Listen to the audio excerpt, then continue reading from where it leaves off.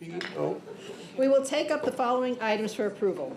Action items 1A is the approval of the minutes of the meeting held on October 6, 2025. I move the approval of action item 1A. Do I have a second? Second. Any discussions? We'll now vote. All in favor? Aye. Aye. Any opposed or abstentions? I abstain. Okay. And the item passes. Thank you.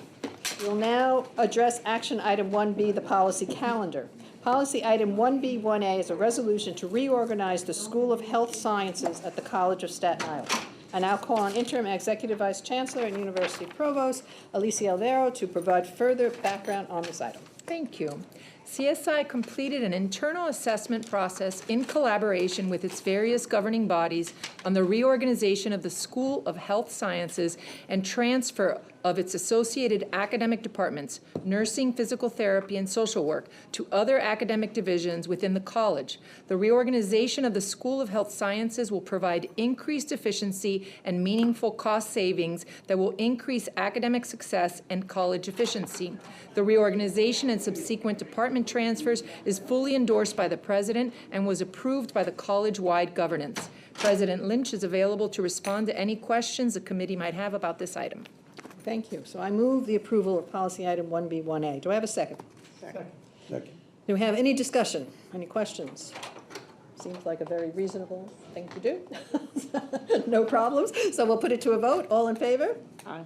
Aye. Any opposed or abstentions? That item passes. Thank you. Policy item 1B1B is a resolution to close the Department of Security, Fire, and Emergency Management at the John Jay College of Criminal Justice. Again, I'll call on Interim Executive Vice Chancellor. I'll put it down here. Alicia.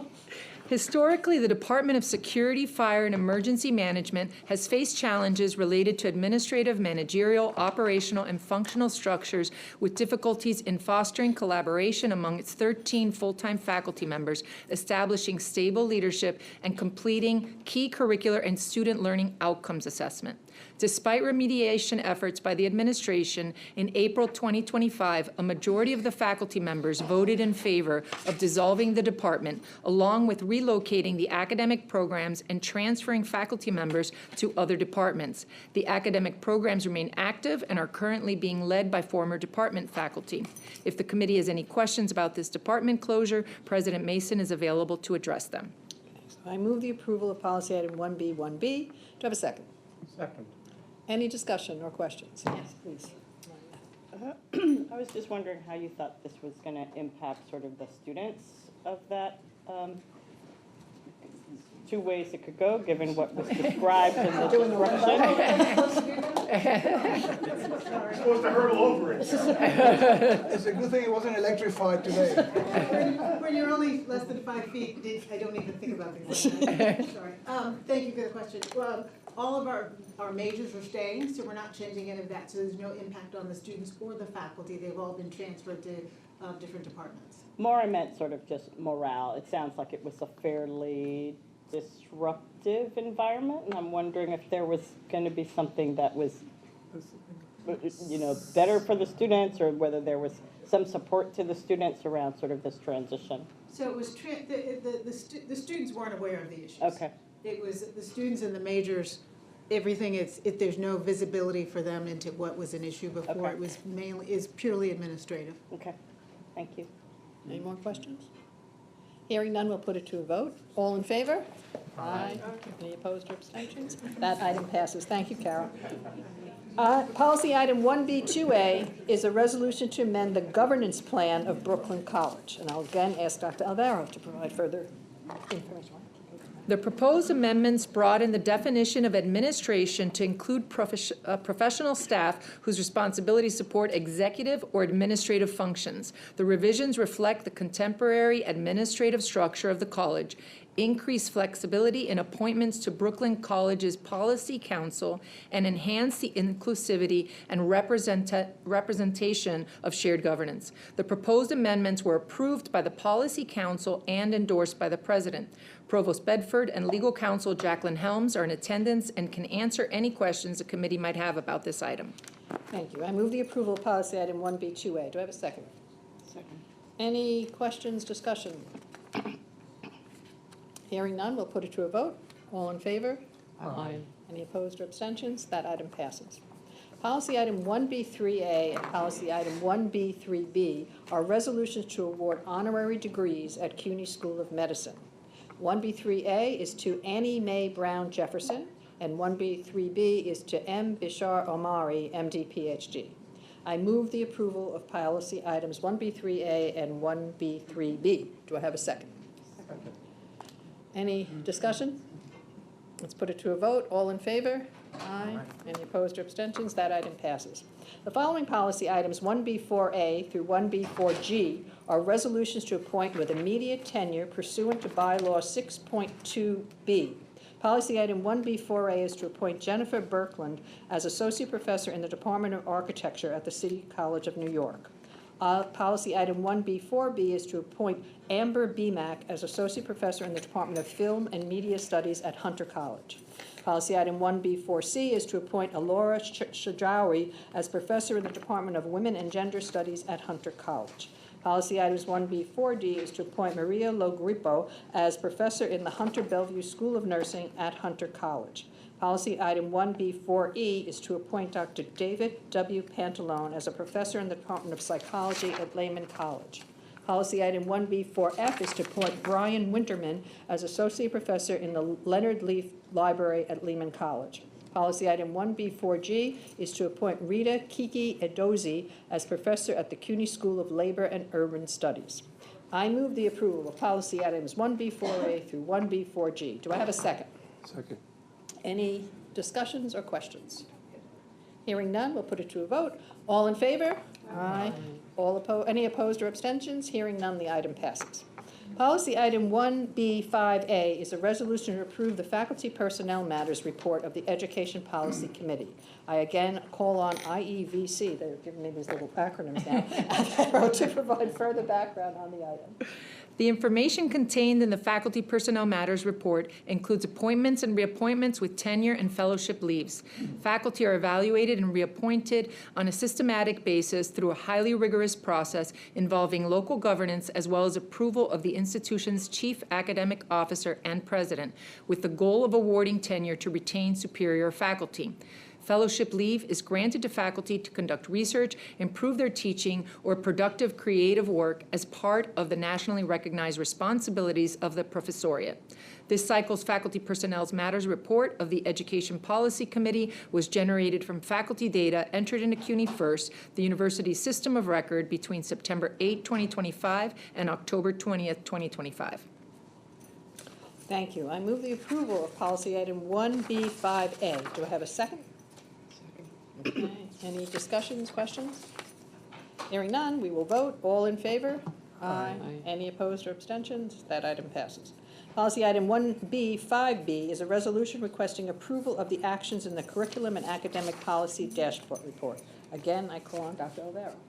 Routine academic matters, local academic policies, and course inclusions in the university's general education program are presented to the Committee on Education Policy in summary format generated from an online dashboard. Highlights from this month's dashboards include 6 program actions and the classification of 9 new general education courses. Thank you. I will now move the approval of policy 1B5B. Do I have a second? Second. Any questions, discussion? Hearing none, we'll put it to a vote. All in favor? Aye. Any opposed, any abstentions? That item passes. Next, Provost Olvera will with support from University Dean for Academic Programming, Michael Guy, will present item 2C, an update on the CUNY Transfer Initiative. Wonderful. PowerPoint?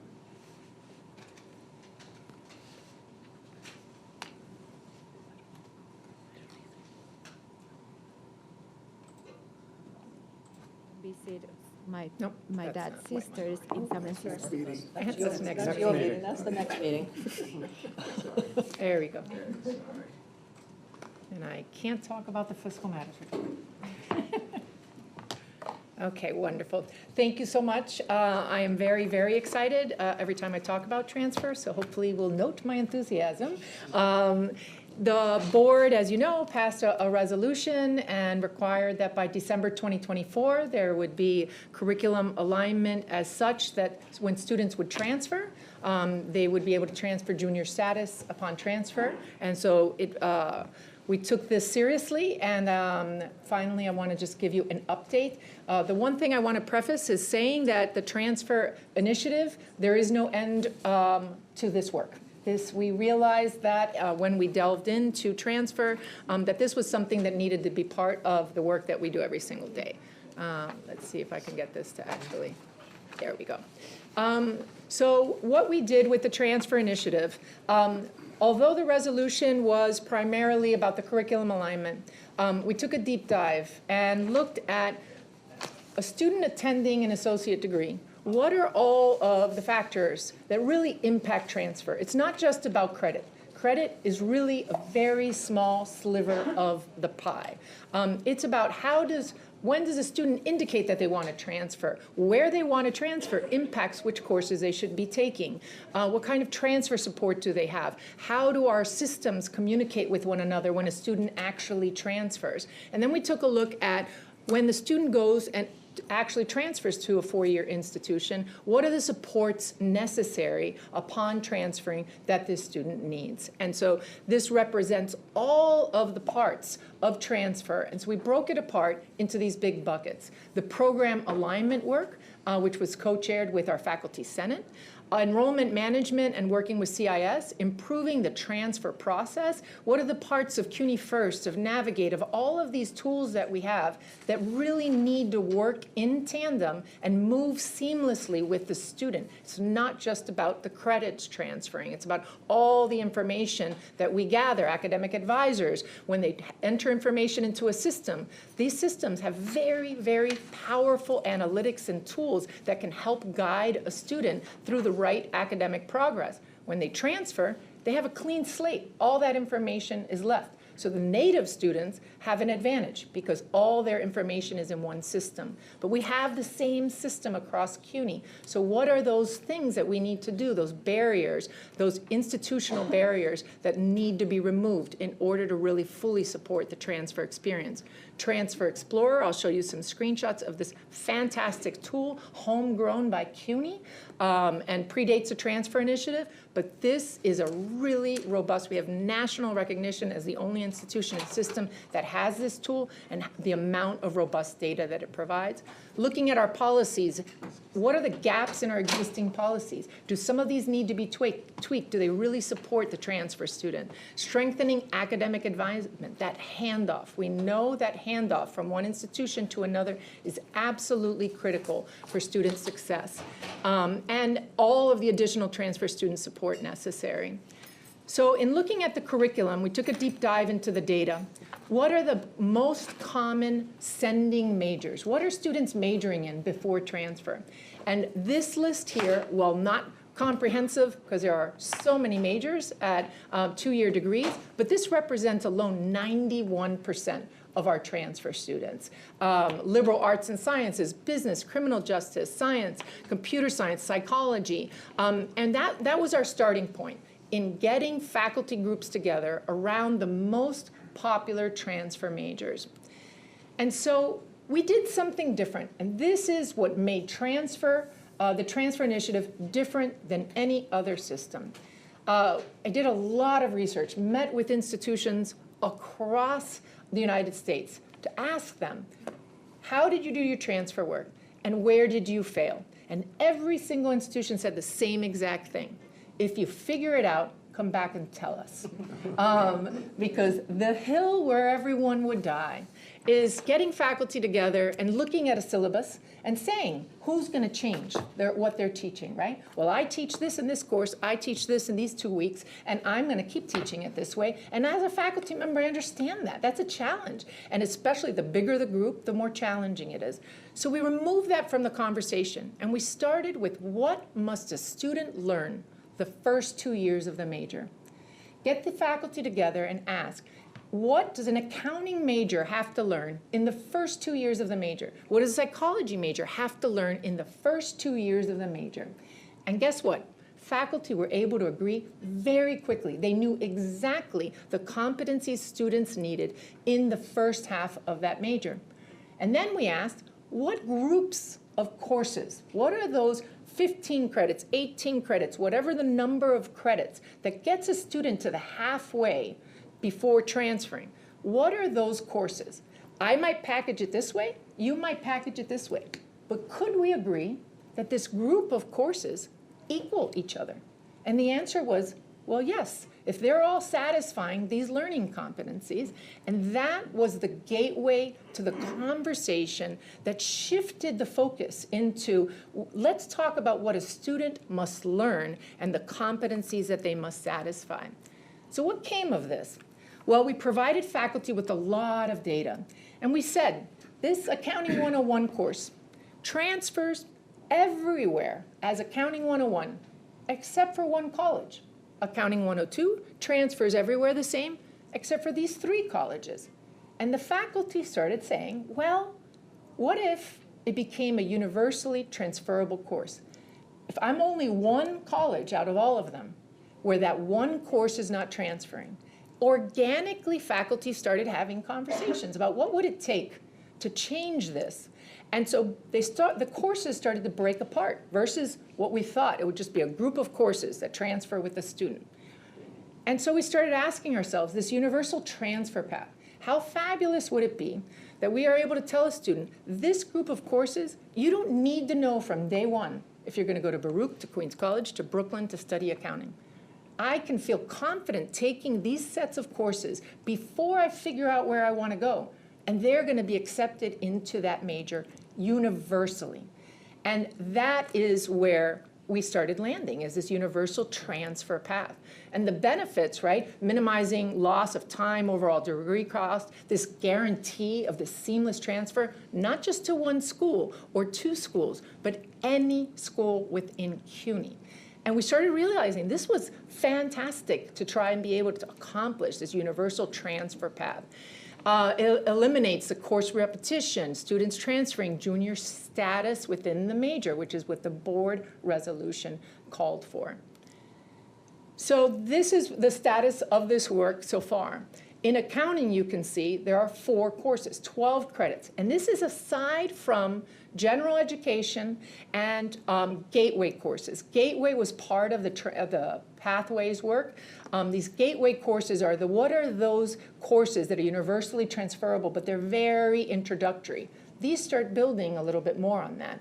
So now the faculty modified 4 accounting courses and said these 4 courses are universally transferable. Biology, 6 to 8 courses. Business major, 7 to 13. Psychology, 5 to 6. Computer science, major 5. Why are some of these with ranges?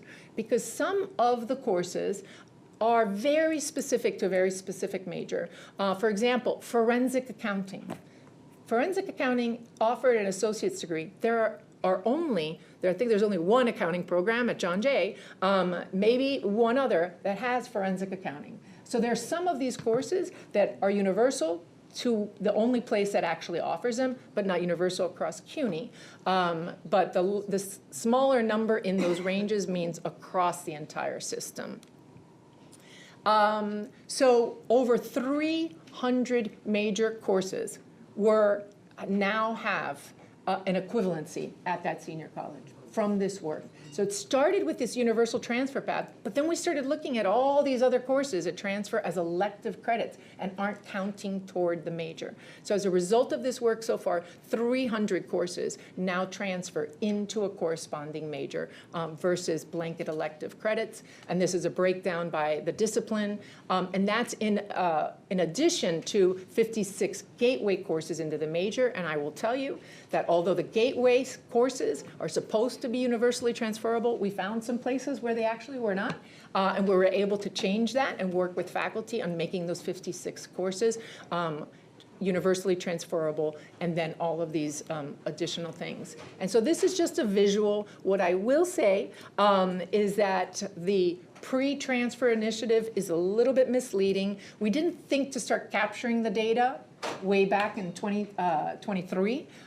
So we started capturing it a little late. So the blue bar is probably a little bit higher pre-transfer than it would have been. But we thought, oh, wouldn't it be great to have a visual and be able to show the percentage of how close now we are. Again, 100% universal transfer path may not exist for everything. In accounting specifically, we have cost accounting and forensic accounting. Those are very specific courses. They will transfer to the corresponding major, but it's not universal because those are not universal courses offered at every single accounting program. But this is the progress that has been made. In biology, we're just there, where it would be across the entire system. Being a biology major, every single course within the major would transfer seamlessly. Again, with math, this is another visual way to show this within sociology. There's one column that shows before the transfer initiative and then after the transfer initiative, and you could see these courses, sociology of family, urban sociology, now are universally transferable. That means they go to any single sociology major and will transfer as credit within the major. You see the media and society. Not every single program has a media and society course. So it stays at 40% because it's 4 of the sociology programs offer that course.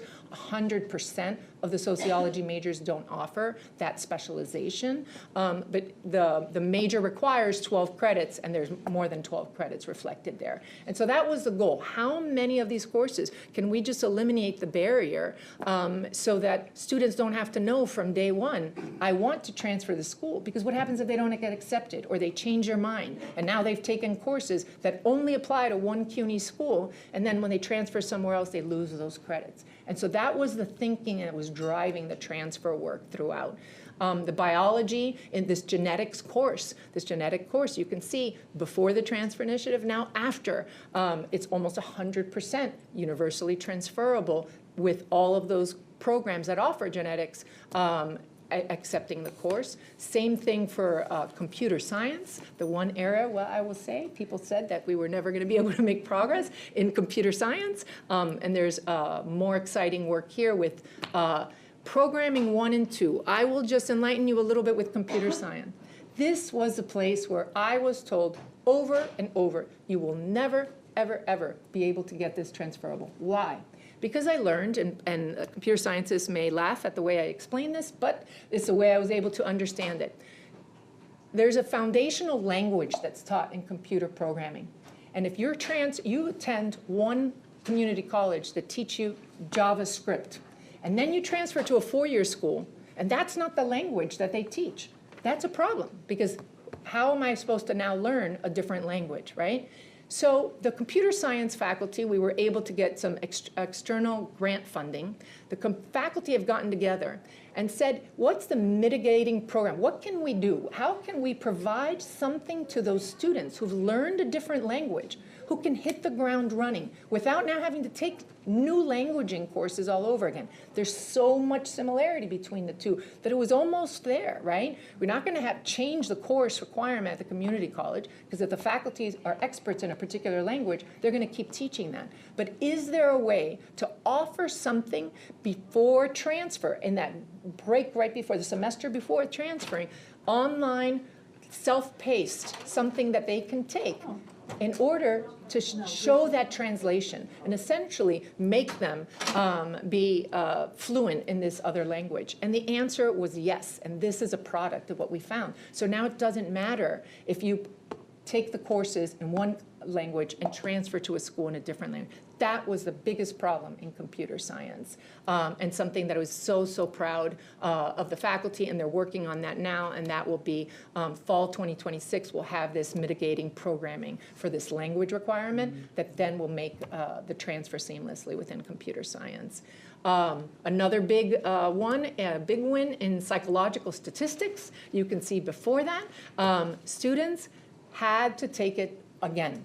That oftentimes at a community college where there's not a psychology department, students take math statistics versus psychological statistics. There is a difference between the two. This is where the competency work came in. Some of the community colleges offered a research methods course. So that combined with the statistics was psychological statistics. So those two combined equate psychological statistics.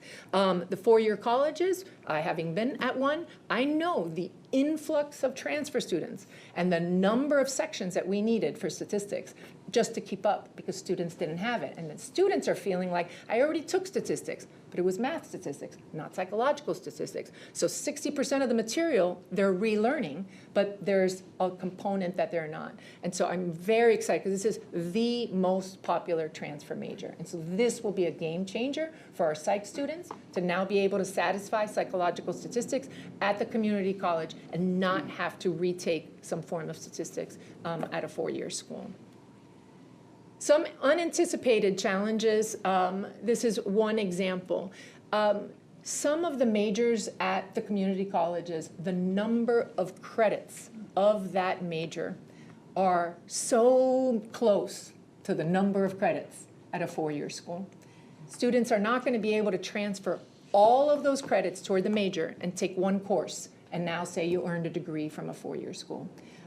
So they are going to lose those credits. Those credits might count as blanket electives, but they're going to be retaking a lot of courses just because residency, you have to take half of the major at a four-year school. And if the students are transferring in 30 credits and they can't just take 2 credits. So this is something that we're exploring. This is something with all new program development that we're looking at because this is something that was unanticipated. And we started to realize there are these pockets of examples where some of the majors are extremely robust. And it doesn't mean we need to decrease the major of the community college, but we need to advise students correctly. We have to have a transfer path. Some students, they need this major and they only want an associate's degree, and this is something that they're going to use for their career, and they're not pursuing a four-year school. But those that are transferring need a transfer path that's a little bit more streamlined for alignment. Quickly, I'll just review our fantastic Transfer Explorer. It's explorer.cuny.edu. There are amazing leaderboards and data which prove to be very helpful in faculty conversations. You can see what percentage of our graduates in our major are transfers versus native students. A student can go on there and see if I major in accounting at this school and I want to transfer, it will show you you will have this many more credits, you will have completed this percentage of your major, and you can choose which school you want to transfer to based off of that. There are some really strong partnerships between some community colleges and some four-year schools where it's very visible to a student when they go on to here to be able to see that that would be a really strong choice for them to go. And you can break it apart by college. You can see everything. A lot of faculty did not realize the number and the percentage of their majors that were transfer students until they were able to see the data here. So a lot of fun. If you like to click on buttons and explore, this is a very fun website to look at. And this is just a summary of all of the fantastic resources. We have been building this tool out, and it is fabulous. Resources for administrators, for faculty, for students, all about transfer, credits, high school credits, how they transfer in, credit for prior learning, all those exam students and adults that are coming back to school can see how all of this transfers throughout CUNY and make an educated decision about the best place to transfer. And this would not be possible without the very, very strong partnership of so many amazing people who helped make this happen. And I thank the board for that resolution, which really kind of spearheaded this work. And we now have cost neutral, an associate dean of transfer and articulation who is responsible for this work along with faculty fellows because there's work to do. We're still fixing systems, making sure data transfer, the seamless support. There's so much amazing work that we're doing behind the scenes to make sure that students are supported. And then just a list of all the amazing numbers of faculty. You can see how many faculty across all of the school have helped across all of the disciplines to make this happen. And I'm very, very grateful for their partnership. So there you have it. Well, thank you very much, Thank Alicia. It's a very impressive. I want to congratulate you and everybody that was part of it. I know it was a major initiative on the board's part that we talked about this for years. And so I'm very glad to see it implemented and being so successful. And I think on the bottom, it's the students that end up winning for sure. And so thank you very much. And thank all the faculty that, were willing to compromise and put together. So it's great. It was great to see that. So Thank you very much. I don't know if anybody else. Yes. Okay. So thank you. Great presentation, and you answered so many of my questions from like the slide deck. You filled them in with your narrative. I had one question from a slide that I didn't understand in the preview that now I understand, but like sparks all sorts of questions around the majors where the number of credits are so robust at the community college level. I'm wondering what are the, rather than trying to solve for how the credits transfer, I'd love to hear sort of what kind of conversations are happening around lessons learned from what seems like, for lack of a better term, like a very sort of positive deviance kind of, or, you know, affirmative deviance kind of thing. Like, what are we learning from those majors and from those instances where the community college is delivering successfully such a robust curriculum? I think a lot of our other work, especially like in CUNY Beyond, looking at workforce credentials, those conversations about when we're creating curriculum, and actually Middle States is now requiring and putting an emphasis on doing some of this work to see what is the career and looking at the curriculum being developed for new program proposals. I think that that's part of the conversation, is revisiting curriculum and ensuring, and the faculty are the experts, they know what credentials and what kind of courses do students need to get a career in this degree path. And there are students that are going to be seeking an associate degree for a career.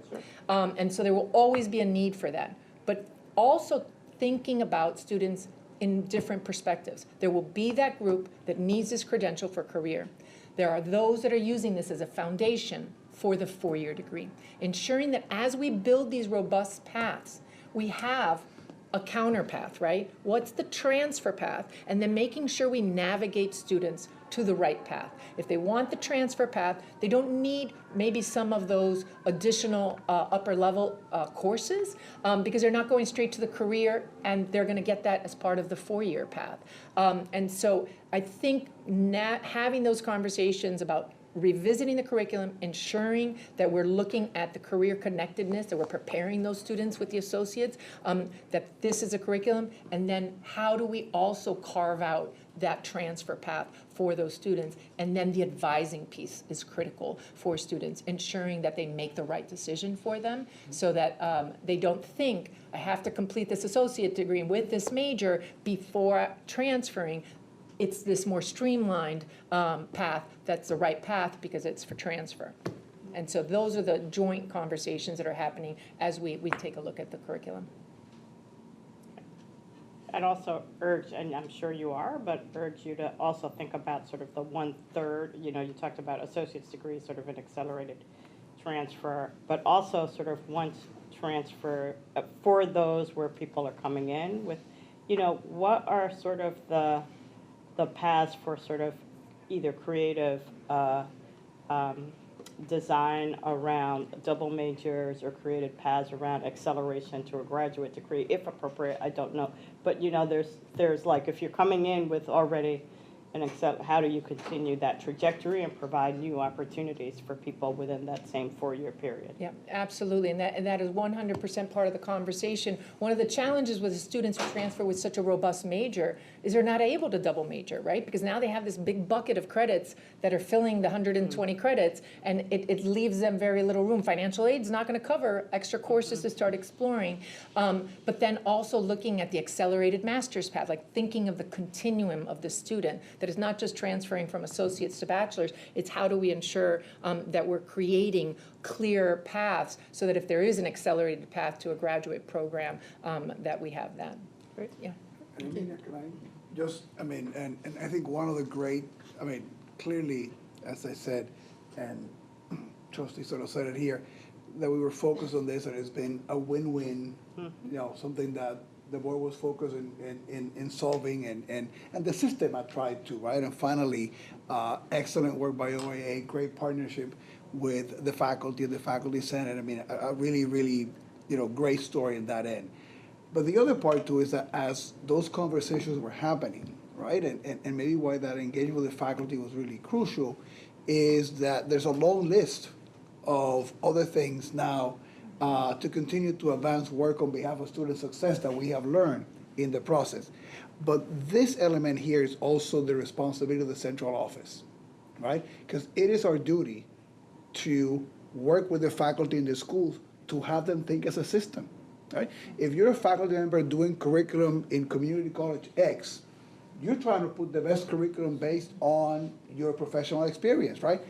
We need to remind those faculty that a large number of those students is a relay, is a transfer, right? So the role here is just to get this part of the relay done. The rest of the system is gonna do that. And by doing that, then you create a space for the double major, all those things. But we need it centrally, and this is why, in addition now, as we're creating new majors, we're sort of effort, we needed to remind the system that we need to think as a system on behalf of the student. This is one example in which folks were working on their own campuses, doing the best they could. I mean, nothing wrong with that. That's the perspective, right? But this effort leads everybody to sort of maximize why we were created as a system. Okay. Okay. You want to go ahead? All right, so great presentation, by the way. I loved it. And I'm glad you just touched on think as a system, because I just needed clarification. I said for the transfer process, no. If I'm at a community college, I can do these 60 credits that would get me to Lehman, but it's possible that Lehman can reject me. That's what you're saying is possible? So I think you're talking about two separate things. So when you Yeah. apply to Lehman, Yeah, when I apply to Lehman, but let's say I'm going to, let's say, Gutman Community College Yes. right now, right? And I'm going to do my 2 years here, then I want to continue my other 2 years to get my bachelor's. And let's say I completed the set credits needed for me to just be able to do 2 years at Lehman. Is it still possible for Lehman to reject me? well, that's a tough question to answer because a GPA requirement, I mean, every school has their own requirements for admission to the school. And so students often apply to multiple schools to ensure. And the other thing I'll say is some majors require additional applications. So for example, like in graphic design, you have to submit a portfolio, you have to submit other things. It's not just about the credits you take, it's about submitting and applying to that. So is there a chance that a student has a dream of going to one particular four-year school and doesn't get into that particular four-year school? There's also like nursing, there's limited seats, there's always kind of those little asterisks next to that, but that you'll go to a CUNY school, yes. Okay, and Trustee did ask my second question regarding credit loss. So I'm just going to ask you regarding residency requirements. Yes. Because you did say, let's say I only have 30 more credits to do to be able to finish, but if the college needs 40, I'll end up doing 10 extra. There's no possibility of that college waiving it for the person transferring? Well, a residency, whether or not there's consistency across the school is one question, across CUNY is one question. But residency requirements are required even for accreditation. Students must take a minimum number of credits. There is some flexibility with that, and that's determined by the governing bodies at the campuses, is that number. So yes. Students need to pay attention to the residency requirements at the schools. Okay. Yes, and that's all in Transfer Explorer.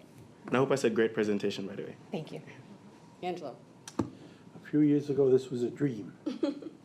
And now it's a reality, and I just can't tell you how important it is and how great it is for CUNY. I mean, there are a lot of things that have been done over the years to improve what we do at CUNY as a board. But to me, this is probably, if I don't offend anybody else, this is probably the most outstanding project and almost to completion. I know there's more to be done, but as I said, it was a dream a few years ago. I remember when I first came on this board, I said, can't transfer? How come you can't transfer? What's the story? Anyway, God bless you and your team for doing a great job. Thank you. Well, with no more items on the agenda, I move to adjourn this meeting. Do I have a second? Second. Okay, meeting adjourned. Thank you. Thank you. Happy Thanksgiving, everyone. Happy Thanksgiving.